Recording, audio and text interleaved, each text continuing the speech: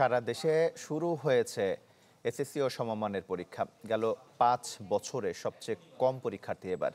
কুমিল্লা শিক্ষা বোর্ডে শিক্ষার্থী 23,352 জন ঝরে পড়ার খবর পাওয়া গেছে। অভিভাবকরা জানান, আন্দোলন, ধর্মঘট সহ নানা কর্মসূচির কারণে শিক্ষা প্রতিষ্ঠান বন্ধ থাকায় প্রস্তুতিতে ঘাটতি রয়েছে।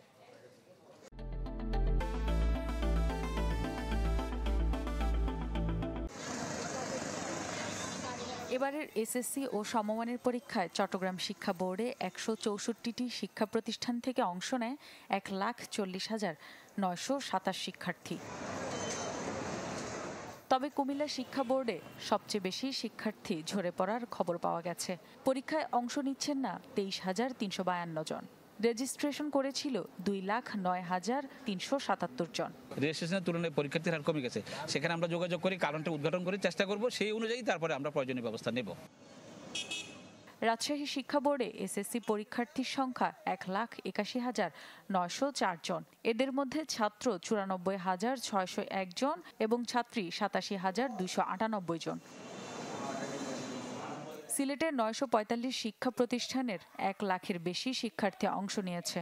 আমাদের জন্য দোয়া করবেন যাতে আমরা ভালো ফলাফল করি। সুন্দরভাবে পরীক্ষা হবে, কোনো গন্ডগোল হবে না, এটাই আমি আশা করি।